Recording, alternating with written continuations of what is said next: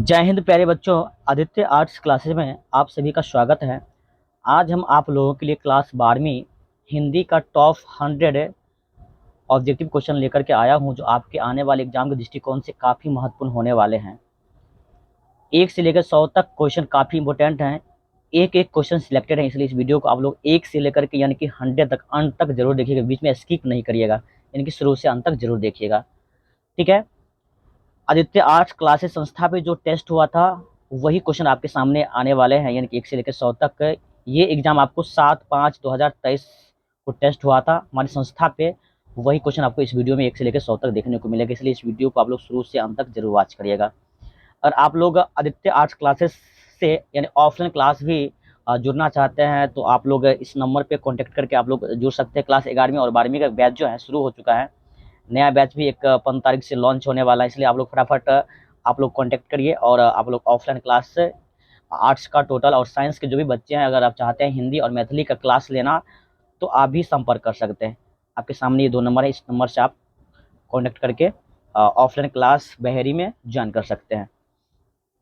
चलिए एक एक क्वेश्चन पे हम ध्यान देते हैं। जो फर्स्ट क्वेश्चन जो आपका हो जाता है, ध्यान देंगे। गोद में सोने वाला एक शब्द होगा। गोद में सोने वाला एक शब्द क्या होगा? आपके सामने 4 ऑप्शन दिया हुआ है, बालक, पुत्र, अंकसाई, अंकित। तो गोद में सोने वाले के लिए अगर एक शब्द की हम बात करेंगे क्या हो जाएगा आपको? अंकसाई, यानी कि सीधा राइट आंसर। चलते क्वेश्चन नंबर 2 की ओर। गुरु के समीप रहने वाले, गुरु के समीप रहने वाले जो विद्यार्थी होते हैं क्या कहलाते हैं? ब्रह्मचारी, गुरुकुल, अंतेवासी, जब टुक। तो 2 का आंसर आपका क्या हो जाएगा? सी हो जाएगा, यानी कि अंतेवासी। चलिए ये प्राइम सेशन चल रहा है, आप लोग भी फटाफट आप जवाब देने की कोशिश करिएगा। आप देखिए और चेक करिएगा अंत में आपका कितना सही हो रहा है, ठीक है ना। ये प्राइम सेशन चल रहा है, आपको आप लोग भी जवाब दीजिए, ठीक है। 1 का 2 का क्या होगा सबको बताइए और देखिए आपका कितना सही होता है, ठीक है। चलिए क्वेश्चन नंबर 3 है। जिसका जन्म पहले हुआ हो का एक शब्द होगा। बड़ा, पूर्वज, अग्रज, अनुज। 3 का क्या हो जाएगा? यानी कि जो बड़े होते हैं, बड़े भाई, उनको क्या कहा जाता है? अग्रज, या छोटे को अनुज। क्वेश्चन नंबर 4 है। जो खाने योग्य हो का एक शब्द क्या होगा? खाने योग्य क्या जानेंगे? खाने योग्य क्या होगा? आप तो खाद्य यानी कि सामग्री। तो 4 का क्या हो जाएगा आपका? सी, यानी कि खाद्य। तो 4 का क्या हो जाएगा? सी हो जाएगा। क्वेश्चन 5 है। मरण तक के लिए एक शब्द क्या होगा? मरण तक के लिए एक शब्द। आमरण, आजीवन, यथाक्रम, जिज्ञासु। तो 5 का जो है आपका आंसर क्या हो जाएगा? मरण तक के लिए एक शब्द आमरण। 5 का ए द राइट आंसर। बड़ी सिंपल, आमरण हो जाएगा, ठीक है।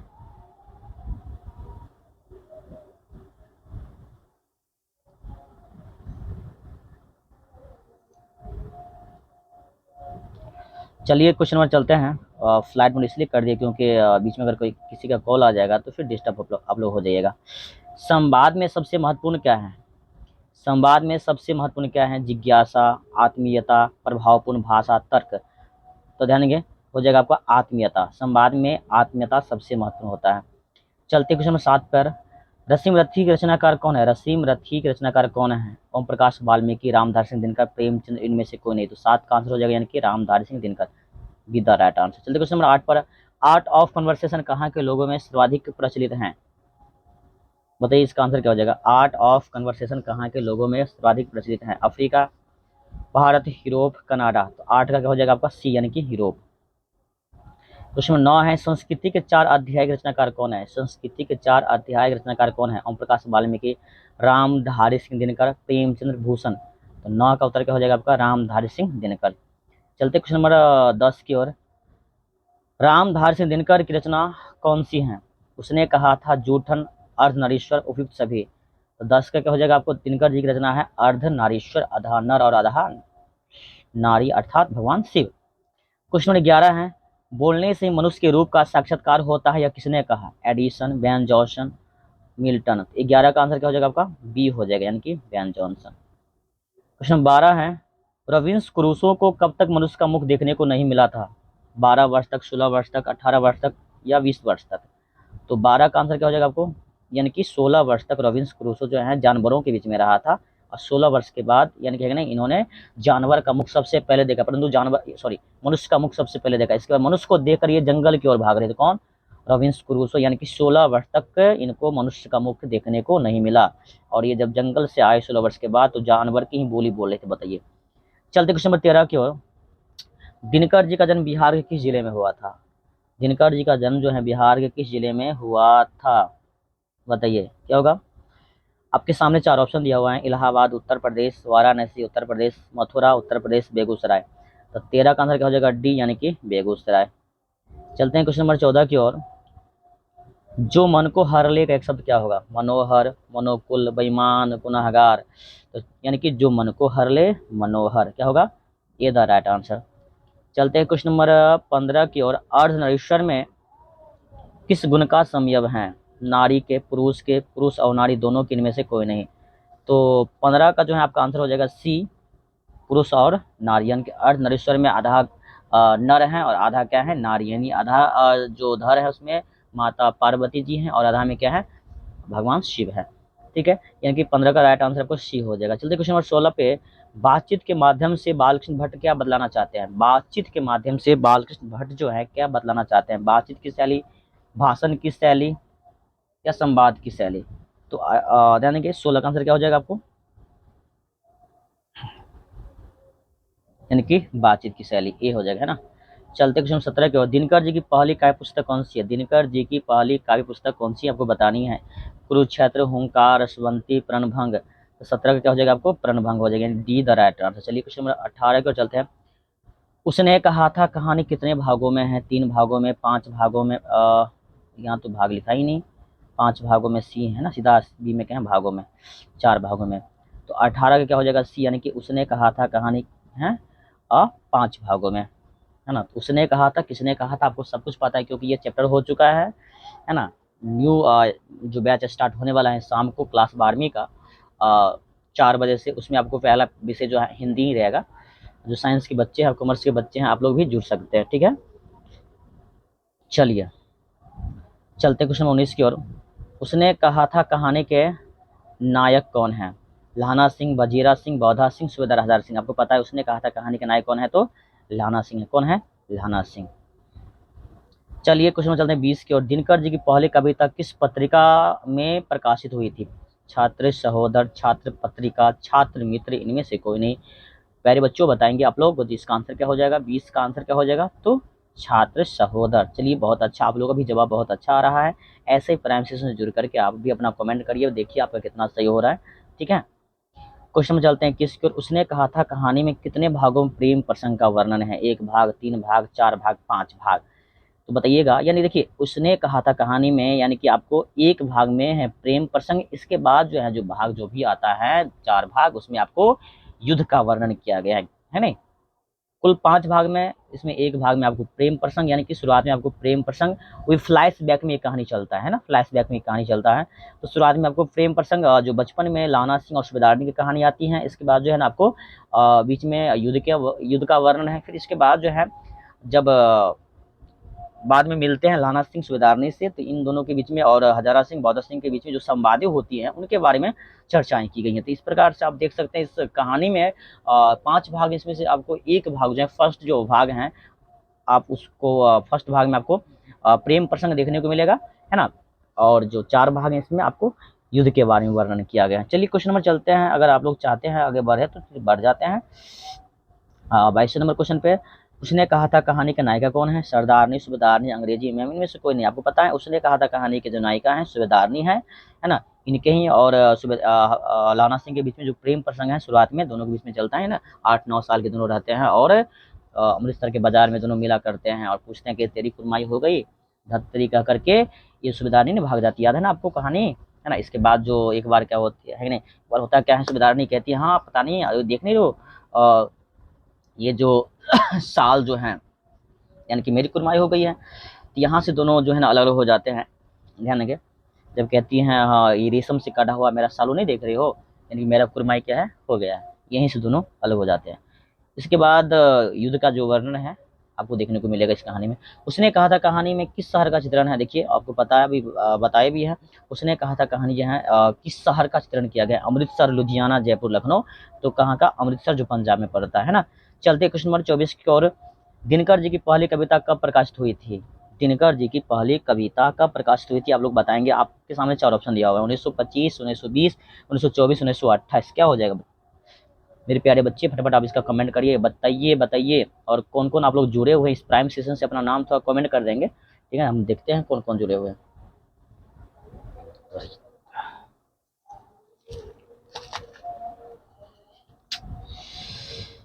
दिनकर जी की पहली कविता कब प्रकाशित हुई थी, तो 24 का आंसर क्या हो जाएगा, ए यानी कि 1925। चलिए चलते हैं क्वेश्चन नंबर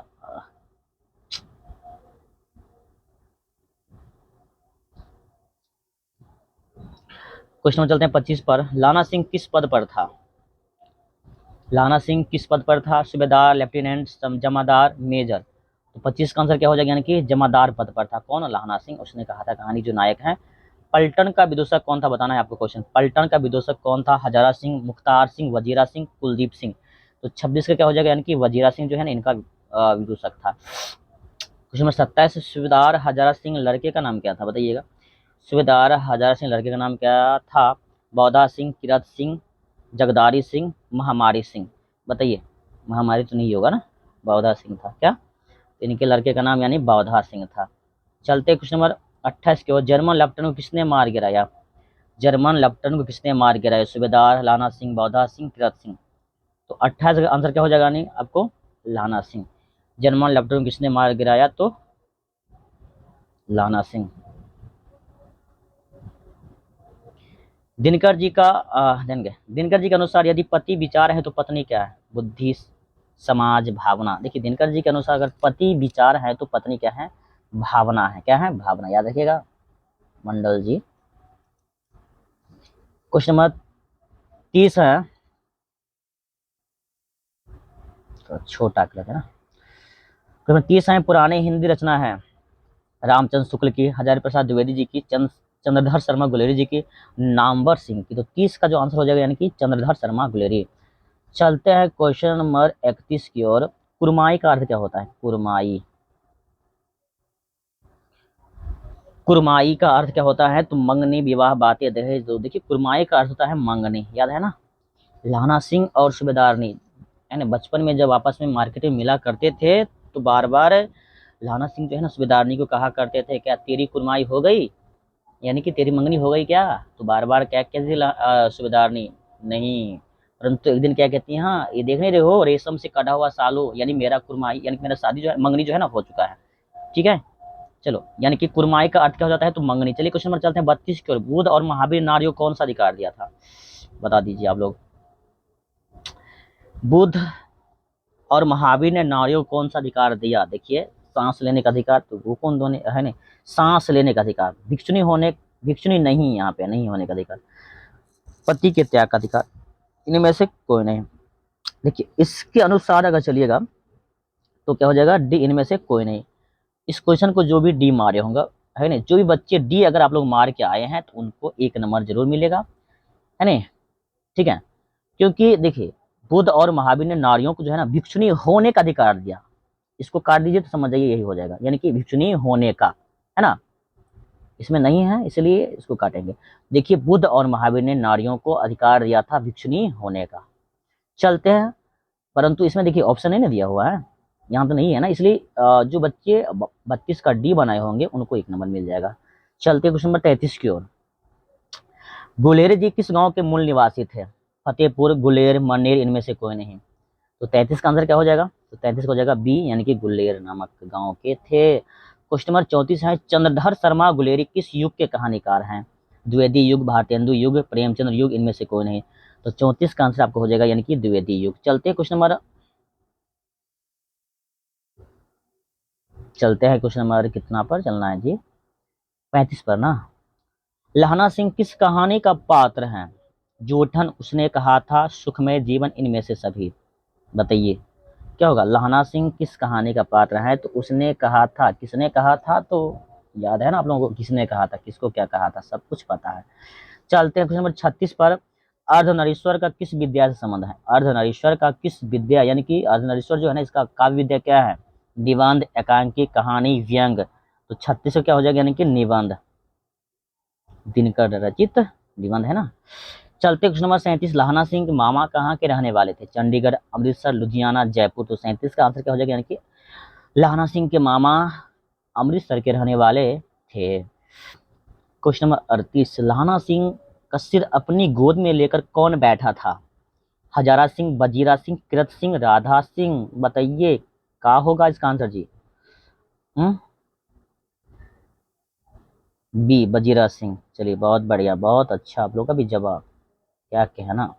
सुबेदारनी ने अपने पति एवं पुत्र की रक्षा के लिए किसे कहा? वजीरा सिंह को, लाना सिंह से, किरत सिंह से, अख्तर सिंह से। तो 39 का आपका आंसर हो जाएगा लाना सिंह से। किससे? सुबेदारनी ने अपने पति एवं पुत्र की रक्षा के लिए किसे कहा? लाना सिंह से कहा ना, है नहीं? जब दोबारा मुलाकात दोनों, है नहीं, दोनों की मुलाकात होते हैं तो सुबेदारनी क्या कहती हैं, अगर तुमने बचपन में हमसे सच्चे दिल से प्रेम किया था, है नहीं, तो इस युद्ध में मेरे पति और पुत्र की रक्षा तुम जरूर करना। और बेचारा लाना सिंह इमोशनल ब्लैकमेल हो जाता है और अपने खुद तो गोली खाता है, परंतु अपने प्रेमिका सुबेदारनी के पति और पुत्र को बचा लेता। हाय हाय हाय, बताओ ऐसे कोई होता है क्या? प्रेम में बलिदान कोई सीखे, सीखे सीखे किन से? लाना सिंह से। चलो, परंतु आप लोगों को बस देश के लिए बलिदान होना है ना, किसी के चक्कर में बर्बाद मत होना है। देश के लिए बलिदान हो जाओ, उससे बढ़कर कुछ भी नहीं हो सकता है। देश से बढ़कर कुछ ना है ना होगा। किसने अपने जीवन के अंतिम दिनों में नारीत्व की साधना किया था? बताइएगा आप लोग। गांधी जी ने, रविंद्रनाथ ने, दिनकर ने, उदय प्रकाश ने। मुझे उम्मीद ही नहीं, मुझे पता है आप लोग इसका जवाब जरूर दे देंगे। बताइए तो, यानी किसने अपने जीवन के अंतिम दिनों में नारीत्व की साधना किया था? किसने? तो दिनकर जी ने। किसने? तो दिनकर जी ने। चलिए 40 का आपका आंसर जो है सी हो जाएगा। चलते हैं क्वेश्चन 41 की ओर। संपूर्ण क्रांति का आह्वान किसने किया था? संपूर्ण क्रांति का आह्वान किसने किया था? जयप्रकाश नारायण, चंद्रशेखर, भगत सिंह, सुभाष चंद्र बोस। सबको पता है, यानी कि संपूर्ण क्रांति का आह्वान जो है ना जयप्रकाश नारायण ने किया था। कहाँ से? बिहार के पटना गांधी मैदान से। कब किया था? तो 5 जून 1900, है ना, 5 जून 1900 कितना में? 74 में। ठीक है, सबको पता है। चलते हैं क्वेश्चन नंबर 42। संपूर्ण क्रांति का आह्वान कब किया गया? तो मैं अभी बता रहा था, संपूर्ण क्रांति का आह्वान कब किया गया? तो 5 जून 1974। कितना? 5 जून 1974, है ना। कौन किया था? तो जयप्रकाश नारायण ने, है ना। कहाँ से? पटना के गांधी मैदान से व्हील चेयर पर बैठ करके इन्होंने, है ना, छात्रों के ये आंदोलन था, है ना, उन्हीं लोगों के आंदोलन का ये नेतृत्व प्रदान कर रहे थे। कौन? जेपी, यानी कि जयप्रकाश नारायण। चलते हैं क्वेश्चन नंबर 43 की ओर। जयप्रकाश नारायण के बचपन का नाम क्या था? बबन, दीना, दनन, बाउल। इनके बचपन का नाम क्या था? बाउल नाम था, यानी कि जेपी के बचपन का नाम था बाउल। ठीक है, क्वेश्चन में चलते हैं 44 की ओर। जयप्रकाश नारायण को किसका दलाल कहा गया? रूस, ब्रिटेन, जापान, अमेरिका। 44 का आंसर क्या हो जाएगा तो आपका? यानी कि जयप्रकाश नारायण को अमेरिका का दलाल कहा गया। किनका? अमेरिका का। चलते हैं क्वेश्चन नंबर 45 की ओर। यहाँ थोड़ा मिसिंग है। दिनकर का रचित, दिनकर रचित रेणुका का प्रकाशन, इनका रेणुका का प्रकाशन कब हुआ था वो आपको बताना है। यानी कि दिनकर के द्वारा रचित, यानी कि इनकी जो रचना है रेणुका, उसका प्रकाशन कब हुआ तो आपको बताना है। ऑप्शन आपके सामने 4 दिया हुआ है। एक में है, यानी कि ए में है 1935, बी में है 1936, सी में है 1938, डी में है 1980। तो 45 का आंसर क्या हो जाएगा बच्चे? तो हो जाएगा यानी कि 1935। थोड़ा छोटा है परंतु वही सही होगा। चलते हैं क्वेश्चन नंबर 46 की ओर। दिनकर की डायरी, दिनकर की डायरी का प्रकाशन कब हुआ? 1925, 1924, 1973, 1938। यानी कि 1925, 1924, 1973, 1938। तो 46 का क्या हो जाएगा आंसर? तो हो जाएगा आपको यानी कि सी, 1973। चलते क्वेश्चन नंबर 47 की ओर। शुद्ध कविता की खोज का प्रकाशन कब हुआ? शुद्ध कविता की खोज का प्रकाशन कब हुआ? 1928, 1927, 1938, 1966। तो 47 का आंसर हो जाएगा डी, यानी कि 1966। शुद्ध कविता की खोज का प्रकाशन 1966 में। चलते क्वेश्चन नंबर 48। फणीश्वरनाथ रेणु की पुस्तक है सत्यकाम, कुरुक्षेत्र, मैला आंचल, उस जनपद का कवि हूँ। तो 48 का क्या हो जाएगा, यानी कि सी मैला आंचल। क्या था इससे पहले क्वेश्चन, मैला आंचल। 49 नंबर क्वेश्चन है, 1974 बिहार प्रदेश के मुख्यमंत्री कौन थे? 49 नंबर का, अब्दुल गफूर, अनुग्रह नारायण सिंह, महामाया प्रसाद, नीतीश कुमार। भाई इसका तो आंसर सबको पता होनी चाहिए, यानी अब्दुल गफूर थे। चलते क्वेश्चन नंबर 50, किसे लोकनायक के नाम से जाना जाता है? बताइए, यानी कि 50% क्वेश्चन कवर होने वाला है।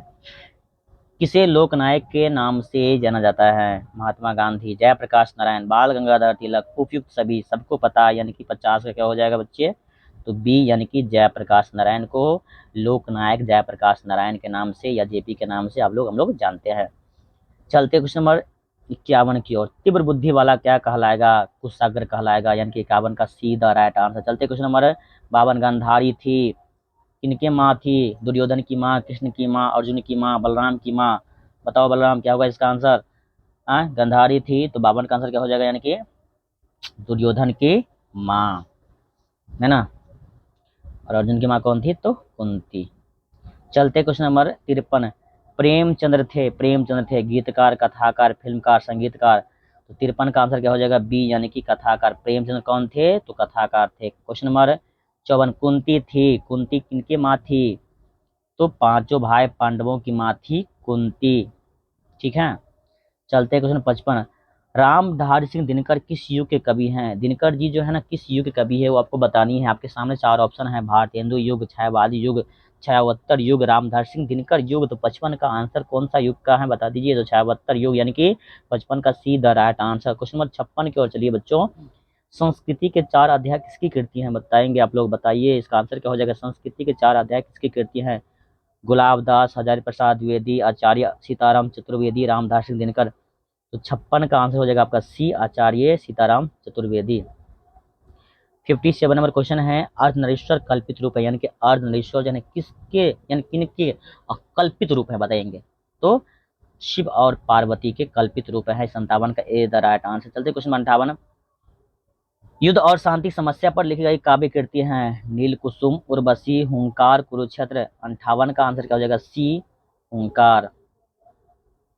क्वेश्चन नंबर 59, दिनकर को किस कृति पर भारतीय ज्ञानपीठ पुरस्कार प्राप्त हुआ? 59 का आंसर हो जाएगा, यानी कि बी, उर्वशी। 60 नंबर क्वेश्चन है, निम्नलिखित में से कौन सी रचना दिनकर की नहीं है? बताइएगा, है ना। याद रखेंगे आप लोग का जो भी आप एग्जाम होगा बोर्ड पैटर्न के आधार पर ही होगा, यानी कि जैसे जो भी प्रैक्टिकल वाला विषय नहीं है उसमें आपको 100 क्वेश्चन देखने को मिलेगा। आदित्य आर्ट्स क्लास में जो साप्ताहिक टेस्ट एग्जाम होती है उसमें आपको प्रत्येक एग्जाम में जो बोर्ड पैटर्न के आधार पर जो एग्जाम होगा बस वही आधार पर आपको क्वेश्चन दिया जाएगा। जैसे इस एग्जाम में भी आपको मैंने 100 क्वेश्चन दिया थे, यानी कितना क्वेश्चन दिए थे आप लोगों को? 100 क्वेश्चन दिए थे। इसमें से आपको बनाने के था मात्र 50 क्वेश्चन बनाना था, है ना। तो ऐसे ही जो अगला जो एग्जाम होने वाला है ज्योग्राफी का, उसमें आपको 70 क्वेश्चन रहेगा बच्चे। कितना क्वेश्चन रहेगा? 70 क्वेश्चन रहेगा, जिसमें आपको मात्र 35 क्वेश्चन अटेम्प्ट करनी है, ठीक है ना। याद रखिएगा, बोर्ड पैटर्न के आधार पे आप लोगों का अब एग्जाम शुरू हो चुका है, यानी कि आपके संस्था आदित्य आर्ट्स क्लासेस पर, ठीक है। तो इसलिए कहते हैं सभी बच्चों को आप लोग एग्जाम मिस मत करिए, क्योंकि आपको लगभग अगर आप एग्जाम मिस करते हैं तो 50 नंबर आपको माइनस आपके एग्जाम में हो जाएगा। इसलिए कहते हैं, बार बार रिक्वेस्ट करते हैं, आप लोग अपना एग्जाम जरूर दीजिए। जो भी टेस्ट होता है टेस्ट में अपियर जरूर होइए, परंतु बहुत बच्चे एब्सेंट रहते हैं टेस्ट में, ठीक है ना। अच्छा से तैयारी करना चाहते हैं तो आप लोग टेस्ट जरूर दीजिए। हाँ नहीं, अगर बस नाम के लिए आते हो तो अलग बात है। चलते क्वेश्चन नंबर 60 की ओर, निम्नलिखित में कौन सी रचना दिनकर की नहीं है? ये हो गया था क्या 60 का? बता दो आप लोग। 60 का आंसर क्या होगा बताओ। दिनकर रचना नहीं है। उर्वशी, रसीम, रथी, जूठन, कुरुक्षेत्र। देखिए दिनकर रचना जूठा नहीं है। जूठन किन किया? तो ओम प्रकाश वाल्मीकि किया है ना। तो 60 का क्या हो जाएगा? सी हो जाएगा। चलते क्वेश्चन नंबर 61 पे, विनय पत्रिका की भाषा है, विनय पत्रिका की भाषा है अवधी, मैथिली, अंगिका, ब्रज भाषा। 61 का आंसर हो जाएगा बच्चे, क्या हो जाएगा? डी, यानी कि ब्रज भाषा है। क्वेश्चन में चलते हैं 62 की ओर, सिपाही की माँ एकांकी के लेखक कौन है? छुटकुन हो गया 62 ना, यानी 62 है ये। सिपाही की माँ एकांकी के लेखक कौन है? रामधारी सिंह दिनकर, मोहन राकेश, नामवर सिंह, उदय प्रकाश। तो 62 का आंसर क्या हो जाएगा? यानी कि मोहन राकेश। क्वेश्चन नंबर 63 है, विष्णु किस एकांकी की पात्रा है? पैर तले जमीन की, लहरों के राजहंस, आधे अधूरे, सिपाही की माँ। तो बताएंगे 63 का आंसर क्या हो जाएगा, तो सिपाही की माँ की, है ना, बिस्नी। क्वेश्चन नंबर 64 है, मानक माँ का नाम क्या है? मानक माँ का नाम क्या है? तो मानक माँ का नाम क्या है बताइए? कुंती, मुन्नी, विष्णु में से कोई नहीं, तो क्या हो जाएगा बच्चे? तो विष्णु हो जाएगा। चलते क्वेश्चन नंबर 65 की ओर। मानक किस युद्ध में सिपाही के रूप में लड़ने वर्मा गया था, बताइएगा। मानक किस युद्ध में सिपाही के रूप में लड़ने वर्मा गया? प्रथम विश्व युद्ध, द्वितीय विश्व युद्ध, कारगिल युद्ध, इनमें से कोई नहीं। तो मानक जो है ना, द्वितीय विश्व युद्ध में लड़ने के लिए वर्मा यानी कि जापान गया था। तो दी द राइट आंसर हो जाएगा, है कि नहीं? 65 का बी हो जाएगा सही। चलते हैं क्वेश्चन नंबर 66 की ओर। सिपाही की माँ एकांकी में किसकी कथा वस्तु प्रस्तुत की गई है? बाप बेटा, माँ बाप, माँ बेटी, इनमें से कोई नहीं। बताइए बताइए बताइए बताइए। 66 का आंसर क्या हो जाएगा? माँ और बेटी, है ना, यानी कि बिस्नी और मुन्नी शुरू से लेकर के अंत तक रहती है ना। चलते हैं क्वेश्चन नंबर 67। मोहन राकेश किस पत्रिका के संपादक रहे हैं? रस्तारिका, सरिता, सामरिका, इनमें से कोई नहीं। बताएंगे 67 का आंसर क्या हो जाएगा? तो हो जाएगा आपका यानी कि एक तो गिरेगा सारिका। मुन्नी जे छै डाक गाड़ी के पीछे किया जाए छै, यो बताइयो तो। मुन्नी डाक गाड़ी के पीछे क्यों जाती है बताएंगे? राशन के लिए, पेंशन के लिए, चिट्ठी के लिए, किसी अन्य कार्य के लिए, है ना। मुन्नी जो है डाक गाड़ी के पीछे जाती है, किस लिए? तो चिट्ठी के लिए, क्योंकि उनको लगता है मेरे भैया मानक का चिट्ठी आया होगा, परंतु बेचारी जब जाती है तो वापस मुंह लटका के आ जाती है ना। अपने मम्मी से कहती है, माँ इस बार भी भैया का चिट्ठी नहीं आया, लगता है अगले मंगल को जो है ना भैया का चिट्ठी जरूर आएगा, है ना। और उसकी माँ कहती है, तुमको तो लगता है प्रत्येक मंगलवार को आपके भैया का चिट्ठी आने वाला, परंतु आता तो है ही नहीं, यानी चिट्ठी आने का नाम ही नहीं लेता है। Question number 69। डाक गाड़ी के पीछे चिट्ठी के लिए कौन जाती है? अभी मैं बता दिया था, कौन जाएगा, है ना। विष्णु बेचारी तो वृद्ध हो चुकी है ना। कुंती तो पड़ोसिन है, उसको तो कोई मतलब है नहीं, चिट्ठी आए ना आए, है ना। बस बच गई 14 साल की उम्र वाली मुन्नी, थोड़ा चंचल है, फुर्तील है, यानी कि काफी फुर्तीला एक्टिव है, तो दौड़ दौड़ करके जाती है यही डाक गाड़ी के पीछे, कहीं मेरा भैया माना का चिट्ठी आया होगा। चलते हैं क्वेश्चन नंबर 70। मुन्नी की उम्र कितनी हो गई है? मुन्नी की उम्र कितनी हो गई है? तो 14 वर्ष हो चुकी है, विवाह करने योग्य हो गई है। इनकी जितनी सहेलियां सब थी सबकी शादी हो चुका है। ये कौन कहती हैं? तो विष्णु के पड़ोसिन कुंती अगर कहती है ना। परंतु वर्तमान समय में ये क्या हो जाएगा? बाल विवाह, यानी विवाह गैर कानूनी हो जाएगा, है ना। अभी आप जब तक 18 साल आप नहीं होइएगा तब तक शादी नहीं करिएगा लड़कियों के लिए, है ना। और तो हम तो ये कहेंगे जब तक आप खुद पे डिपेंड नहीं हो जाएगा तब तो शादी नहीं करिएगा। छोड़िए सब बात, मेरा बात थोड़ा ना कोई सुनेगा। क्वेश्चन नंबर 71 है, निम्नलिखित में विष्णु की पड़ोसिन कौन है? पड़ोसिन आभा, विमला, कुंती, माधुरी। यही है कुंती। कौन किनकी? विष्णु के पड़ोस में रहे वाली, है ना। यानी कि यही ना कहती है कुंती, अगर कहो तो तुम्हारे मुन्नी के लिए कहीं घर वर देखे, तो क्या कहती है विष्णु? तुमको तो पता ही है कुंती, आजकल लोगों के जो हाथ जो है ना कितने बड़े हुए हैं, बिना दहेज के कुछ भी होने वाला नहीं। शायद मानक आए तब ना कुछ होगा, क्योंकि बिना दहेज के तो शादी होता नहीं है ना। तो कौन है विष्णु के पड़ोसी? तो कुंती हैं। चलिए क्वेश्चन नंबर 72। मुन्नी किस दिन मानक के चिट्ठी आने की भविष्यवाणी करती हैं? बुधवार को, बृहस्पतिवार को, सोमवार को, मंगलवार को। मंगलवार को, है ना। कहते हैं ना, लगता है अपनी माँ से कहती है, मैं माँ भैया का चिट्ठी जो है ना अगले मंगल को जरूर आएगी, परंतु अगले मंगल को भी नहीं आती है चिट्ठी, बेचारी इंतजार करती रह जाती है। क्वेश्चन नंबर चलते हैं 73 की ओर। कौन कहता है मैं इसकी लाश ले जा करके चील और कौवे के आगे डाल दूंगा? मानक, सिपाही, दीनू, चौधरी। बताइए कौन कहता है कि मैं इसके लाश ले जाकर के चील और कौवे के आगे डाल दूंगा? तो सिपाही। इसके बारे में? मानक के बारे में कह रहे हैं, इसके लाश को ले जाकर के मैं चील और कौवे के आगे डाल दूंगा। जो पानी सिपाही नहीं रहता है वही कहता है ना। किसके करों के मोती तारों की तरह चमकते हैं? तो किसके?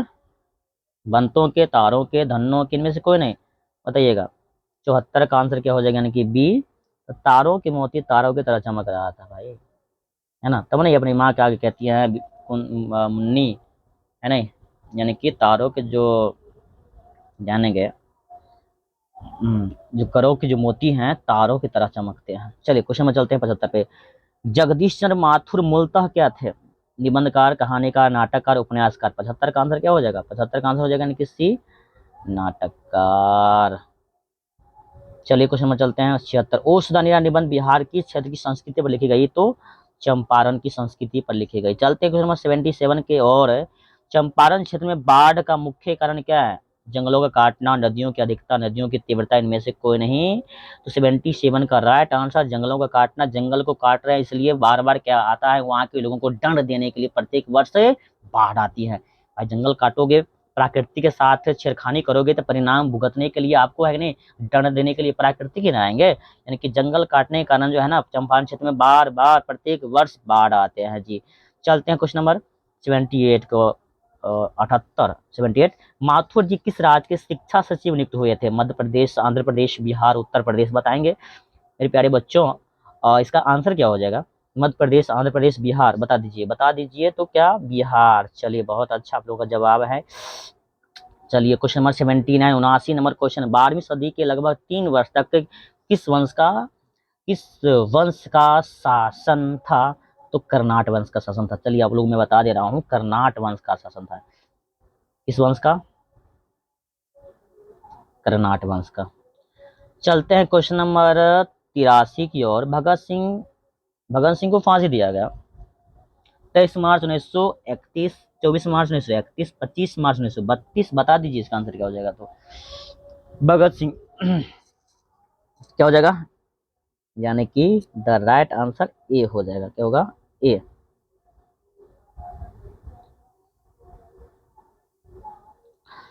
चलते हैं क्वेश्चन नंबर 81। लिख लो ना, 81 ना, 81। एक पत्र और लेख के रचनाकार है भगत सिंह, सुखदेव, राजगिरी है, आजाद, चंद्रशेखर आजाद। देखिए एक पत्र और लेख रचनाकार हैं आपको भगत सिंह हैं। कौन है? भगत सिंह। चलते हैं क्वेश्चन नंबर 82 की ओर। क्वेश्चन 82 है, चौरी चौरा कांड कब हुआ? चौरी चौरा कांड कब हुआ बताइएगा। यानी कि 1921, 1922। बता दीजिए, बताइए कब हुआ था? चौरी चौरा कांड कब हुआ था? 1921, 1922, 1924, 1925। तो 82 का द राइट आंसर हो जाएगा, यानी कि ये 1921। चलते क्वेश्चन नंबर 83 की ओर। चलिए कुछ 17 का क्वेश्चन प्यारे बच्चों और बच गए हैं। आप लोग थोड़ा लंबे सांस ले लीजिए। हाँ, और एक चीज मैं तो भूलना ही, मतलब भूल गया, मैं भूल गया था। चलिए बाद में बता देंगे क्या बताना था। सो प्रताप के संस्थापक संपादक कौन थे? गणेश शंकर विद्यार्थी, माखनलाल चतुर्वेदी, बालकृष्ण भट्ट, भारतेंदु हरिश्चंद्र। तो 83 का राइट आंसर ए हो जाएगा, गणेश शंकर विद्यार्थी। क्वेश्चन 84। भगत सिंह का जन्म हुआ था 28 सितंबर 1907, 22 अक्टूबर 1908, 23 मार्च 1910, 27 सितंबर 1909। तो 84 का द राइट आंसर हो जाएगा बच्चों ए। यानी कि 28 सितंबर 1907 को भगत सिंह का जन्म हुआ था। क्वेश्चन 85 है। भगत सिंह के चाचा का नाम क्या था बताइएगा? भगत सिंह के चाचा का नाम क्या था? सुप्रीत सिंह, अजीत सिंह, गुरप्रीत सिंह, रणजीत सिंह। क्या होगा बताइए? 4 ऑप्शन है। 85 का आंसर क्या हो जाएगा? यानी कि बी, अजीत सिंह इनके चाचा थे। Question number 85। क्वेश्चन नंबर क्या है? 85। विद्यार्थी और राजनीतिक शीर्षक निबंध किसका लिखा हुआ है? रामचंद्र शुक्ल, गुलाब राय, भगत सिंह, दिनकर। तो 86 का आंसर हो जाएगा सी, यानी कि विद्यार्थी और राजनीतिक शीर्षक निबंध किसका लिखा हुआ है? रामचंद्र शुक्ल, गुलाब राय, भगत सिंह, दिनकर। तो 86 का आंसर आपका क्या हो जाएगा? सी, यानी कि भगत सिंह। चलते हैं क्वेश्चन नंबर 87। मतवाला पत्रिका कहाँ से निकला है? मतवाला पत्रिका कहाँ से निकला है? कानपुर से, पटना से, वाराणसी, कलकत्ता, कोलकाता, यानी कहाँ से निकला बताइएगा बच्चों? तो जगह यानी कि कलकत्ता से निकला है। चलते क्वेश्चन नंबर 88 को। भगत सिंह प्रभावित थे किससे? महात्मा गांधी से, कार्ल मार्क्स से, फ्रायड से, एडलर। देखिए इसमें ऑप्शन नहीं दिया हुआ है, ठीक है ना। अगर कोई प्यारे बच्चे, अगर इसमें कोई अगर आप लोग बना दिए होंगे ना कोई, मैं 1 नंबर दे दूंगा, परंतु इसका जो आंसर सही से हो जाएगा, यानी कि सराभा से, यानी भगत सिंह जो है ना सराभा से बहुत ज्यादा प्रभावित थे। किनसे? यानी कि सराभा, यानी कि इनसे बहुत ज्यादा प्रभावित थे। इनका जो है ना, जब ये भगत सिंह 10 साल के थे तो सराभा का फोटो अपने पॉकेट में रखा करते थे, ठीक है ना। याद रखेंगे, मैंने इसमें ऑप्शन सही नहीं डाला था, मिस्टेक हो गया था, इसलिए इसका जो आंसर हो जाएगा सराभा हो जाएगा। अगर आप लोग अगर बनाए होंगे तो मैं 1 नंबर सबको दे दूंगा। चलते हैं क्वेश्चन नंबर 89। मैं नास्तिक क्यों हूं, किसका लेख है? मैं नास्तिक क्यों हूं? बताइएगा। 89 का भगत सिंह, चंद्रशेखर आजाद, सुखदेव का, खुदीराम बोस का। क्या होगा? भगत सिंह। Question number 90। बंदी जीवन किसकी कृति है? रविन्द्रनाथ ठाकुर, माइकेल मधुसूदन, चलिए थोड़ा जूम कर देते हैं, जूम नहीं थोड़ा छोटा कर लेते हैं। बंदी जीवन किसकी कृति है? तो सचिंद्र नाथ सान्याल, इनके सिद्धनाथ सान्याल, यानी कि डी द राइट आंसर। ठीक है, चलिए कुछ में चलते हैं। 91। भगत सिंह की शहादत कब हुई थी, यानी कि इनको फांसी कब दिया गया? बताइए। 23 मार्च 1931, ये द राइट आंसर। चलते क्वेश्चन नंबर 92 पे। थोड़ा यहाँ पे मिसिंग है, मैं बता दे रहा हूँ ना। भगत सिंह होता, यानी भगत सिंह जो है कौन, लिखने भी थोड़ा समस्या हो रहे हैं बोर्ड पे। तो भगत सिंह किसको पत्र लिखा था? यहाँ का पूरा जो क्वेश्चन होगा, भगत सिंह किसको पत्र लिखा था? बापू को, नेहरू को, सुखदेव को, राजगुरु को? बताइएगा। 92 का है ना, यानी कि अपने मित्र सुखदेव को इन्होंने पत्र लिखा था। चलते क्वेश्चन नंबर 93 की ओर। कुलवीर सिंह और कुलतार सिंह भगत सिंह के कौन थे? बताइएगा। कुलवीर सिंह और कुलतार सिंह भगत सिंह कौन थे? तो भाई थे। चलते हैं अब क्वेश्चन नंबर 94 की ओर। क्वेश्चन नंबर, गणेश शंकर विद्यार्थी किस पत्र का संपादन करते थे? मर्यादा, ब्राह्मण, कर्मवीर, प्रताप? बताइए। तो प्रताप। इसी जो बताना था, बताना यही था, जो आप यानी कि आप लोगों का जो है वीडियो यूट्यूब पे अब रोज एक ना एक वीडियो जरूर आएगा, ठीक है ना। यानी कि अब जो है रेगुलर प्रत्येक दिन एक वीडियो आपको अवश्य देखने को मिलेगा। इसलिए अगर आप लोग चैनल पर अगर पहले बार जो भी बच्चे जुड़ रहे हैं, तो बस इतना ही रिक्वेस्ट है कि आप लोग चैनल को सब्सक्राइब कर लेंगे और बेल आइकन को जाकर क्लिक कर लेंगे और ऑल बटन पे जाकर क्लिक जरूर कर लीजिएगा, जिससे जैसे मैं कोई भी वीडियो अपलोड करूंगा सबसे पहले आपको नोटिफिकेशन मिल जाएगा, ठीक है। और अगर आप लोग को ये वीडियो पसंद आया तो प्लीज़ आप लोग लाइक जरूर करें और अपने मित्र दोस्तों में शेयर कर दें, जिससे उन्हें भी कुछ सीख मिल जाए, वो भी कुछ सीखे, ठीक है। चलो हो गया बस। Question number 95।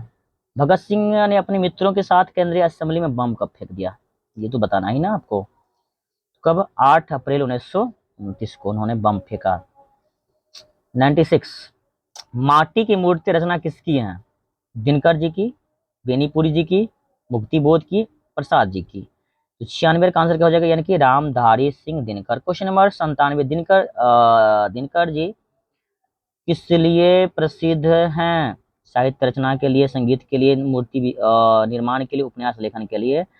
तो 97 का हो जाएगा आपका ए, यानी कि साहित्य रचना के लिए। क्वेश्चन में चलते हैं 98। जयप्रकाश नारायण को भारत की जनता किस नाम से याद करती है? 98 का आंसर बताइए बच्चों, किस नाम से याद करती हैं? समाज नायक, देश नायक, लोक नायक, जननायक? तो लोक नायक के नाम से इन्हें याद करते हैं, किनको? जेपी जी को।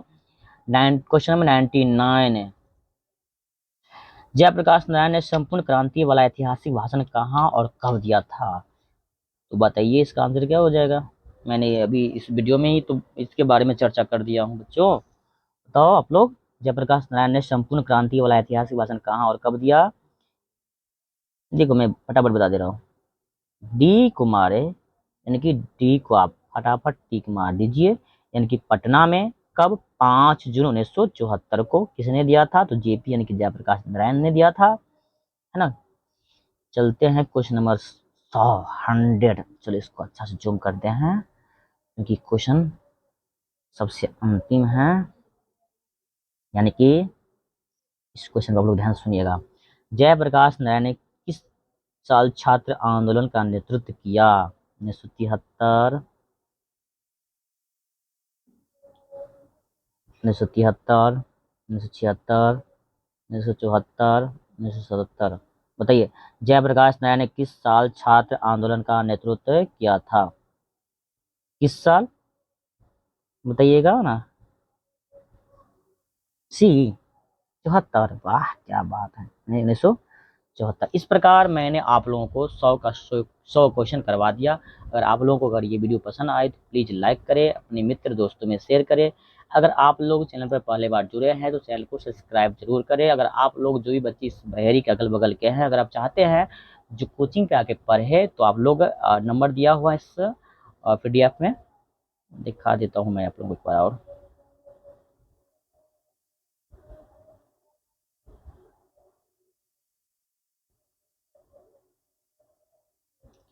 यहाँ पे नंबर मेंशन किया हुआ है, देख सकते हैं। यहाँ पे नंबर जो है मेंशन किया हुआ है। अगर जो भी जिन बच्चों को ऑफलाइन क्लास करनी है, या 11th में है या 12th में है, स्पेशली 2 क्लास यानी कि 11वीं और 12वीं का। 11वीं का बैच चल रहा है, 12वीं का बैच भी चल रहा है सुबह में, और अब जो है शाम को भी एक और बैच स्टार्ट होने वाला है 12वीं का। शाम का टाइम यानी कि 4 बजे का रहेगा, ठीक है, यानी कि 15 तारीख से। और मॉर्निंग में तो चल ही रहा है। और 11वीं का भी बैच आपको मॉर्निंग में सुबह 6 बजे से चल रहा है। इसके बाद 12वीं का बैच चलता है, ठीक है। तो अगर किसी बच्चों को अगर आप ऑफलाइन क्लास के माध्यम से आदित्य आर्ट्स क्लासेस में जुड़ना चाहते हैं तो प्लीज़ आप लोग इस नंबर पे कांटेक्ट करिए, ठीक है। और आप बहरी आकर क्लास कर सकते हैं, ठीक है। जो दूर के बच्चे होंगे आपको मैं इस यूट्यूब के माध्यम से आपको कोशिश करूँगा पूरा का पूरा साल तक सिलेबस आपका ख़त्म कर दूँ, पढ़ाऊँ। तो वीडियो को यहीं पे रोकते हैं, समाप्त करते हैं। जय हिंद, जय भारत।